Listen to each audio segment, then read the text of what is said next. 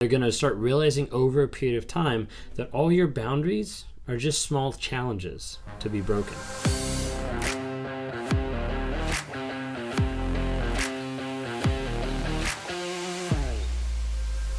A boundary without consequences is just a speed bump for narcissists. You see, you hear a lot of talk and you hear a lot of people on social media, on different platforms talking about boundaries. And they say so many times, like, you need to set a boundary, you need to have a boundary with the narcissist and all these type of things. But a lot of times they forget and they don't talk about the consequences.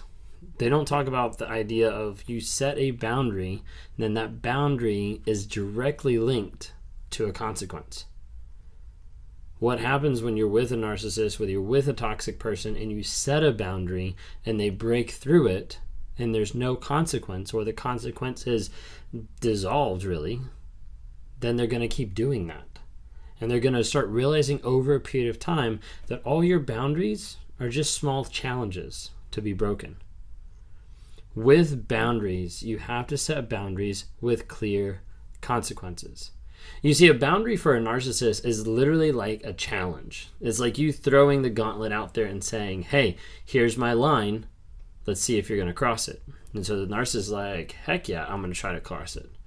Like, this is going to be awesome. I'm going to see if I can break your boundary. And so the narcissist will work over a period of time to get to the point where they get close to breaking your boundary. They'll come right up to that line. They'll be right at the edge. Then they'll step over and step back. And they'll step over and step back. They'll just blow right through it. Because you didn't do anything. You didn't have a consequence. And so many times I talk to different people, and I remember one appointment I was talking to someone and they told me that they had a boundary, that if the narcissist cheated, that they were going to leave. And I was like, so did he cheat? And they were like, yes, he did. I was like, well, why are you still with him? Because they didn't follow through. They didn't have the consequence that accompanied the boundary. Now, as a result, the narcissist will keep blowing through boundaries just like their speed bumps, and they won't stop them at all. They'll just keep going. Now, with boundaries, it's really important that you specify what those boundaries are and that you also have a consequence tied to it. Of, hey, we're not going to communicate like this. You're not going to rage at me right now. If so, I'm going to leave. I'm going to walk out the door, go to my parents, whatever it might be. I'm going to leave.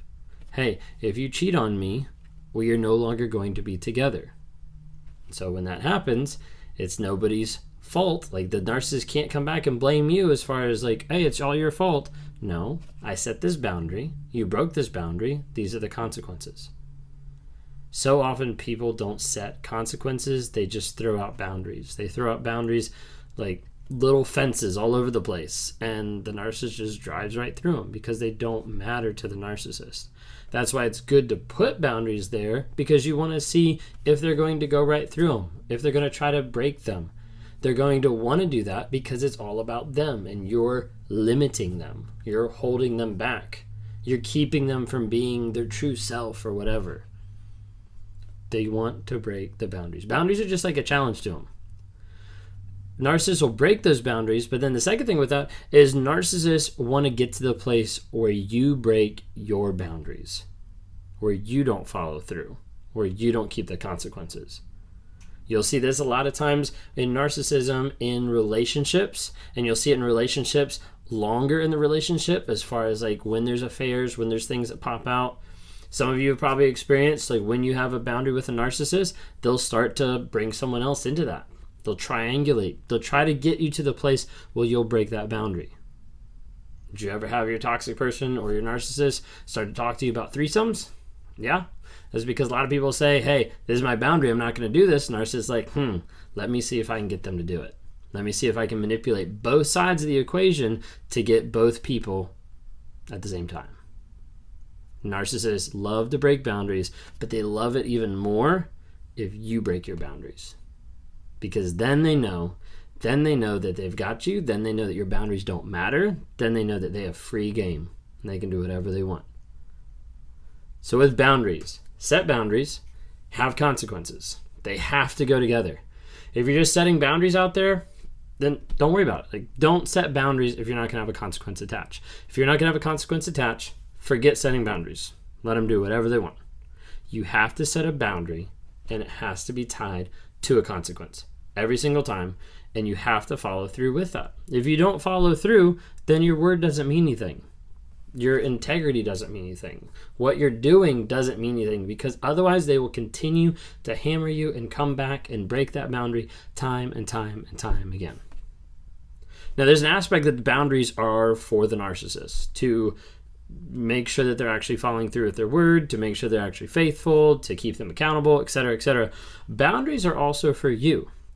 So for you in the relationship, the non-toxic person, the empath, the person that's loving, trying to make the relationship work, whatever it might be, the boundary sometimes is for you. You might ask, like, why do I need a boundary? No, the boundary is for how much shit you're going to deal with. The boundary is to show you, hey, there's a stopping point to this. But you see, otherwise, if you don't set a boundary, if you don't set a limit of how much crap you're going to tolerate, it will continue to raise over and over. This is why you have abusive relationships, toxic relationships that come back, it gets worse, they still stay with that person. That it gets worse, then they still stay with that person. And it continues to grow and grow and grow. And it's the same concept of throwing a frog in a pot of boiling water. It jumps right back out because it knows this is bad for you. It knows it's toxic.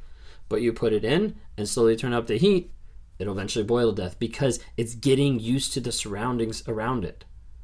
In the relationship with the toxic person in your life, you get used to the surroundings around you. You get used to the rage. You get used to the yelling. You get used to the abuse, the emotional manipulation. You get used to all of that. And over a period of time, that seems normal. That's another reason why you set a boundary. You have a limit on how much you are going to take. You have a limit on how long this will go on. You have a limit of how far you are going to let someone pull you until you say, enough is enough. I'm not going to do that. I'm not going to go down that road. I'm not going to continue with this. You have to set clear, definitive boundaries, and those boundaries have to have clear consequences that you follow through.